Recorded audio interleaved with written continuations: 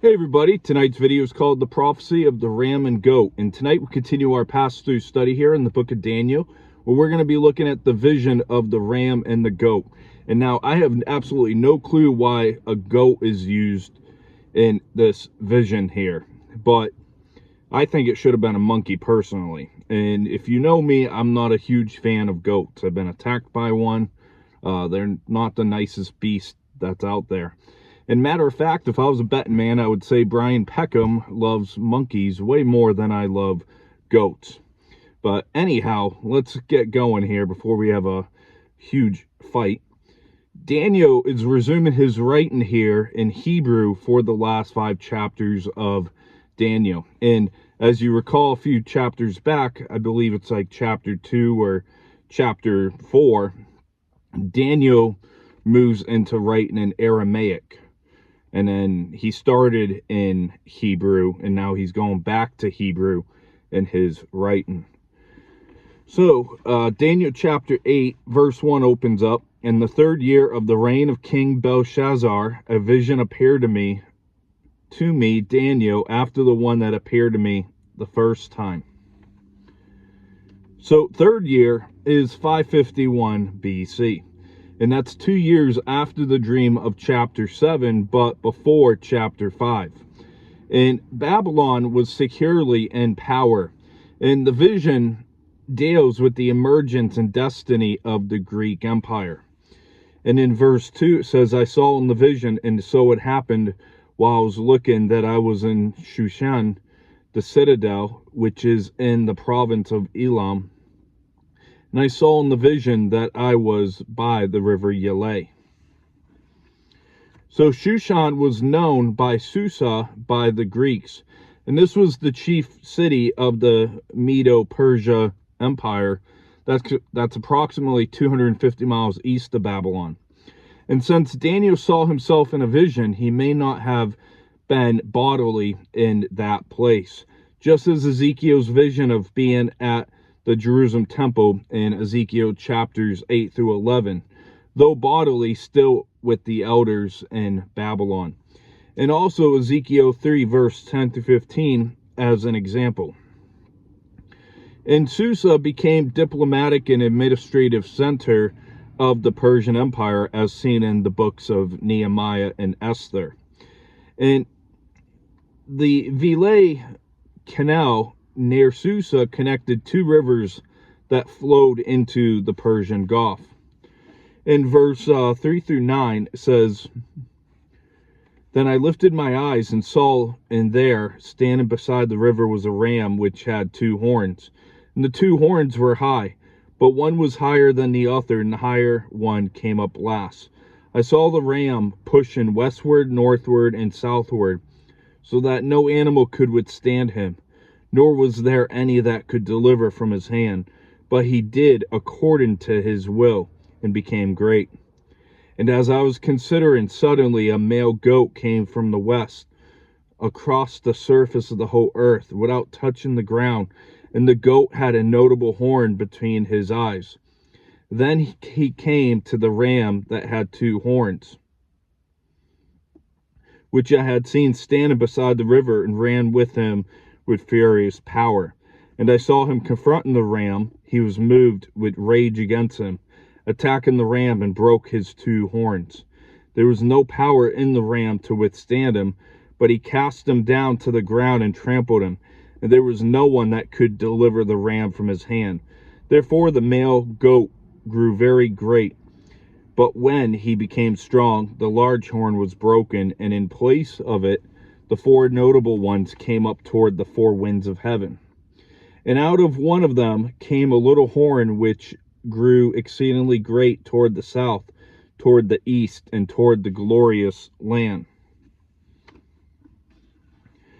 So we see this imagery unfolded historically. And the ram pictures the Medo-Persian Empire as a whole, and its 2 horns standing for the 2 entities, the Medes and Persians, that merged into one.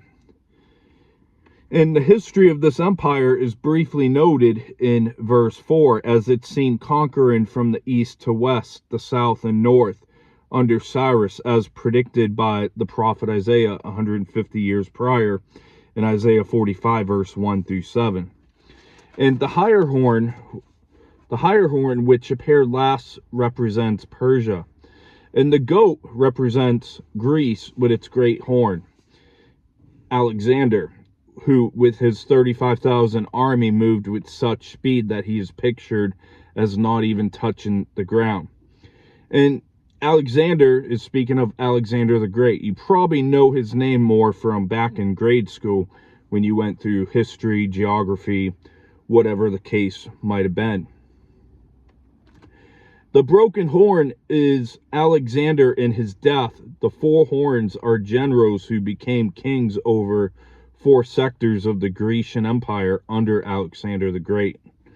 And the small horn is Antiochus Epiphanes, who rose from the Third Empire to rule the Syrian division in 175 to 164 BC, and is the same king dominant in Daniel chapter 11, verse 21 through 35, which, Lord willing, we'll see that here within the next week or so.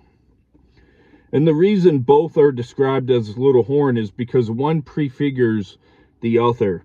And as mentioned, chapter 11 will be more far detailed summary.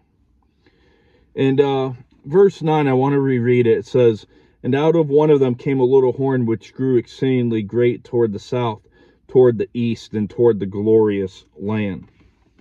So glorious land speaks of Palestine. And the Persian Empire became larger than any previous empire in ancient Near Eastern history. And ancient history showed the goat was a common representation of the Greek Empire.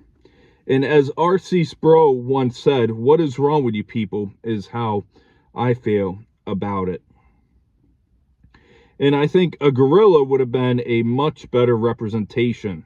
But on a serious note, Alexander the Great had cultural power, and he spread Greek culture and language across every one, and he conquered. And Greek was like the world dominant language at this time period. And I'm not sure what the most dominant language is today. I think it's English, but I'm probably wrong on that. But we see that God guided history, and God used Alexander the Great's passion to spread the Greek culture to prepare the world for the gospel of Jesus Christ. And because of Alexander the Great's influence, Greek became the common language of the civilized world, and our New Testament of the Bible is Greek. In verse 10 through 12, it says, "And it grew up to the host of heaven, and it cast down some of the hosts and some of the stars to the ground and trampled them. He even exalted himself as high as the prince of the hosts, and by him the daily sacrifices were taken away, and the place of his sanctuary was cast down. Because of transgression, an army was given over to the horn to oppose the daily sacrifices, and he cast truth down to the ground. He did all this and prospered." So we see this language portraying Antiochus' persecution against the Jewish people, using the figure of stars, as in Genesis 12:3, Genesis 15 verse 5, and Genesis 22 verse 17, Exodus 12:41, and Deuteronomy chapter 1 verse 10. And when defeated, the stars, the Jewish people, will fall under the tyrant's domination. And in addition to the desecration of the temple, Antiochus blasphemed Christ, to whom ultimately the host of Jewish people sacrifice, and to whom the sanctuary belongs. And later, Christ is the Prince of Peace. And the host of heaven, or stars, in verse 10 symbolize the people of God, as in Jeremiah 32 verse 22, Genesis 15 verse 5, or a heavenly army, as in Isaiah 14 verse 13. And the attack against the people of God amounts to an attack against heaven itself. So verse 13 says, "And I heard a holy one speaking, and another holy one said to that certain one who was speaking, How long will the vision be concerning the daily sacrifices and the transgression of desolation, the giving of both the sanctuary and the host to be trampled under foot?" So in verse 13, I believe that it's speaking of angels in view here. In verse 14, "And he said to me, For 2,300 days, then the sanctuary will be cleansed." So this is almost 6.5 years of sacrificing a lamb twice a day, morning and evening, as called for in Exodus 29, verse 38-39. And after Antiochus' death, the Jews celebrated the cleansing of their holy place in the Feast of the Lights, or what we prefer today as Hanukkah, in celebration of the restoration led by Judas Maccabeus. In verse 15, "Then it happened when I, Daniel, had seen the vision and was seeking the meaning, that suddenly there stood before me one having the appearance of a man." So the word for man here, meaning a mighty man, is the linguistic framework for Gabriel, which means mighty one of God. You probably heard of the angel Gabriel before in the Bible. And this is actually the first mention in the Bible of the angel Gabriel. In verse 16, "And I heard a man's voice between the banks of the Yeleh, who called and said, Gabriel, make this man understand the vision." So God spoke here with an audible human voice. And the Ute was a river east of the Persian city of Susa, as mentioned. And Gabriel is actually mentioned 4 times in Scripture, as we'll cover up on in our wrap-up, where in the New Testament we find him. Verse 17, "So he came near where I stood. And when he came, I was afraid and fell on my face. But he said to me, Understand, son of man, that the vision refers to the time of the end." So, loss of consciousness is a common reaction to heavenly visitation, as seen by the prophet Ezekiel in Ezekiel chapter 1, as well as the prophet Isaiah in Isaiah chapter 6, as well as John's revelation in Revelation chapter 1. And time of the end likely has a double sense of fulfillment. The end, the latter time, and appointed time refer to a time late in the Pacific span that the historical prophecy has in view. And that time is the period defined by the empires of these verses. Persia the ram and Greece the goat, when the Grecian sector will be divided into 4 parts.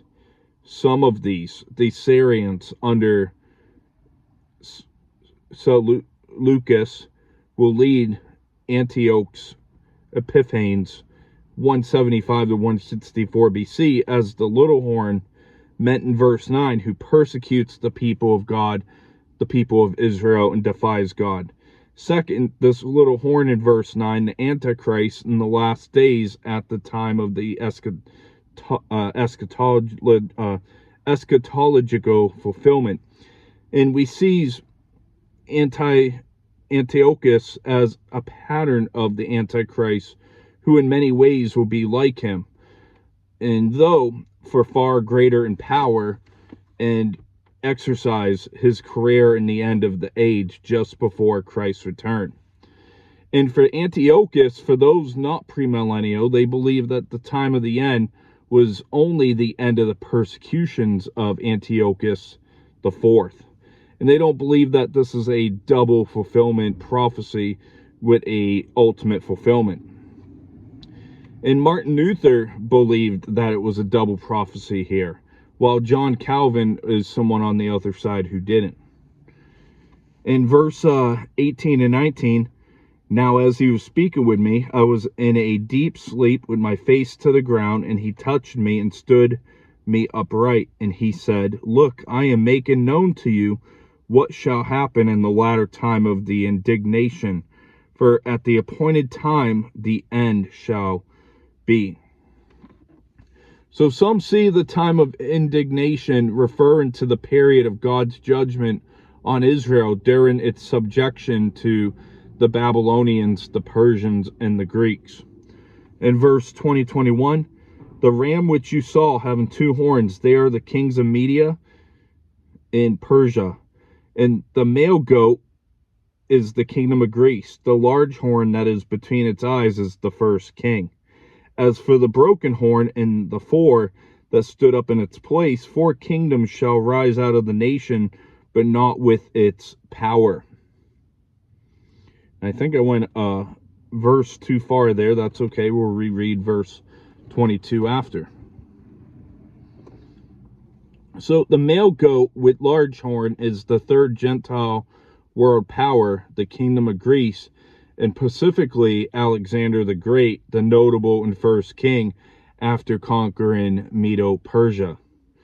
In verse 22 again, as for the broken horn and the 4 that stood up in its place, 4 kingdoms shall arise out of that nation, but not with its power. So, as mentioned before, Alexander the Great, he died at my age of 33 in 323 BC, leaving no heir ready to reign. So 4 men, generals, after 22 years of fighting, assumed rule over the 4 Grecian sectors: Cassander, Macedonia, Lysimachus, Thrace, and Asia Minor, Seleucus, Syria, and Babylonia, Ptolemy, Egypt, and Arabia. So these are the 4 referred to and toward the 4 winds. And the phrase "not with its power" indicates that they didn't have Alexander the Great's power or direct family lineage. In verse 23 through 25, and in the latter time of their kingdom, when the transgressors have reached their fullness, a king shall rise, having fierce features, who understands sinister schemes. His power shall be mighty, but not by his own power. He shall destroy fearfully, and shall prosper and thrive, and he shall destroy the mighty, and also the holy people. Through his cunning he shall cause deceit to prosper under his rule, and he shall exalt himself in his heart. He shall destroy many of their prosperity. He shall even rise against the prince of princes, but he shall be broken without human means.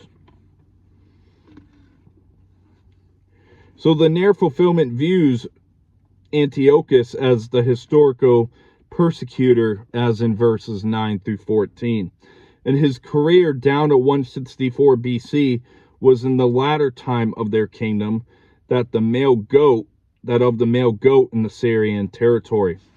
And Rome conquered Greece by 146 BC, only a few years after, and became the next dominant empire. And Antiochus died broken without human means, is speaking due to insanity and disease of the bowels.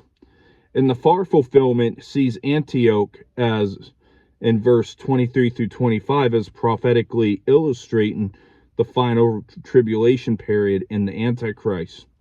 And in such a view, the king here is also the little horn that we find back in Daniel chapter 7, verse 7, and in verse 9 here in chapter 8.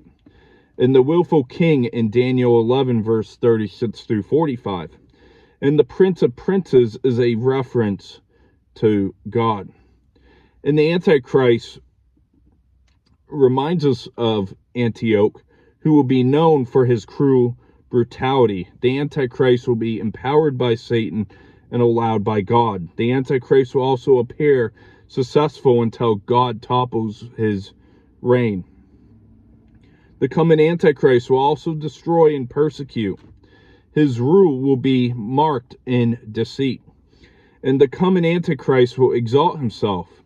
And as with Antiochus, Epiphanes hated the people of God and hated God, The Antichrist will hate the Jews because he hates God, and he will be struck down by Christ. In verse 26, in the vision of the evenings and mornings, which was told is true, therefore seal up the vision, for it refers to many days in the future. And since he told it here, this didn't mean to shut it up in secrecy, but to preserve it as truth, even if it's not fulfilled for a long time. And sealed up the vision as in confidentiality and safekeeping. And the chapter ends with verse 27, and I, Daniel, fainted and was sick for days. Afterward I arose and went about my king's business. I was astonished by the vision, but no one understood it. So we see that Daniel didn't fully understand even the vision that he was seeing and given, but recognized it as depicted a lengthy period of suffering for his people in the future. And just like the prophet Ezekiel, we see Daniel's human side of him, where he identifies with the suffering of his people. And Daniel continued to seek the welfare of the earthly city where God had placed him. And we see that prophecy didn't make him lazy or complacent. It wasn't that God didn't want the prophecy to be understood. It was sealed up in light of its ultimate fulfillment in Daniel's distant future. So to wrap up tonight's study, we look at the introduction of the vision regarding Antiochus and the Antichrist. In verse 3 and 4, showed a mighty ram pushing in different directions. Verse 5 through 8 shows a male goat challenges and conquers the ram. Verse 9 through 12 shows the strong horn that arises from the 4 horns of the male goat. And we see the glorious land as the center of the world. And it will be the peace center of the earth during the millennial reign of Jesus. Verse 13 and 14 shows the duration of the sanctuary's desecration of 2,300 days. Verse 15 through 19 moves into the vision being interpreted as Gabriel, the angel, appears to Daniel. And Gabriel in the New Testament appears to Elizabeth in the foretelling of John the Baptist's birth. Let's go over to the Gospel of Luke. The Gospel according to Luke chapter 1. And we're going to open up with verse 19.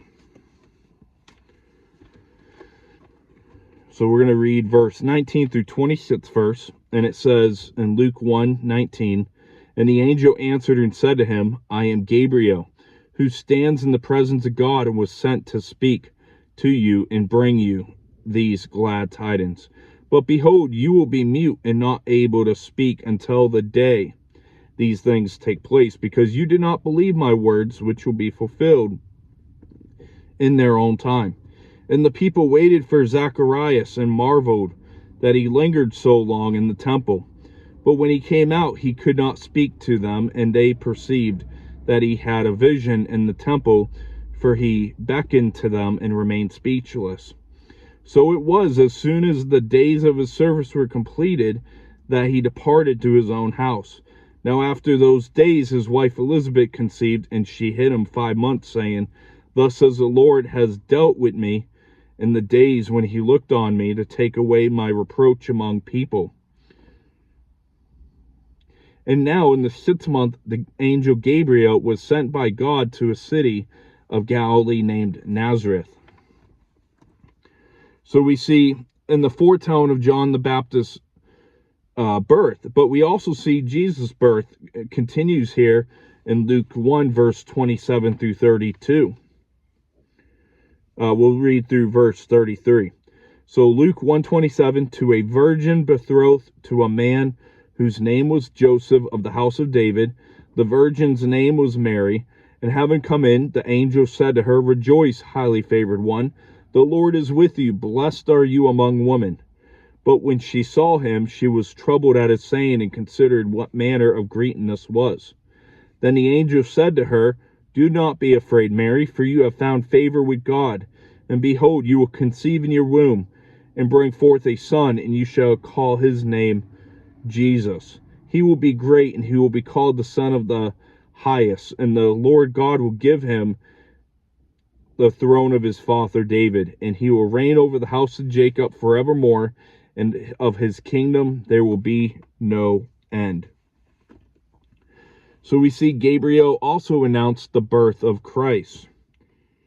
And Daniel chapter 8 verse 20 through 22 showed the specific identification of the ram and the male goat in Daniel's vision.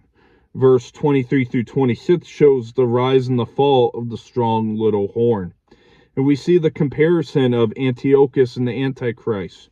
And I want to go over to 2 Thessalonians.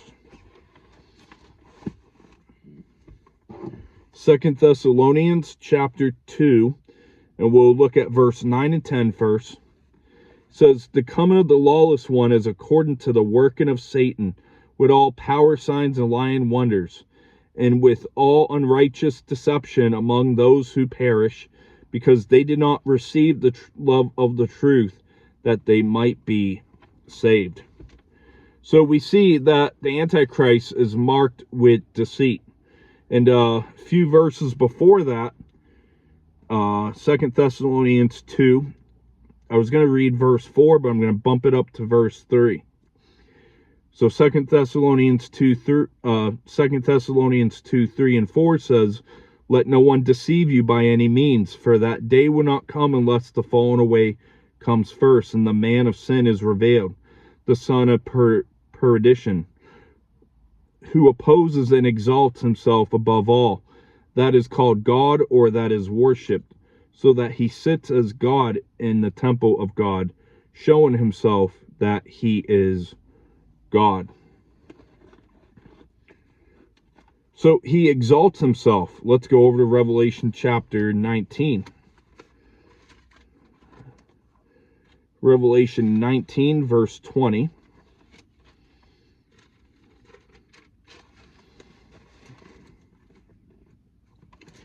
It says here, then the beast was captured, and with him the false prophet who worked signs in his presence, by which he deceived those who received the mark of the beast and those who worshipped his image.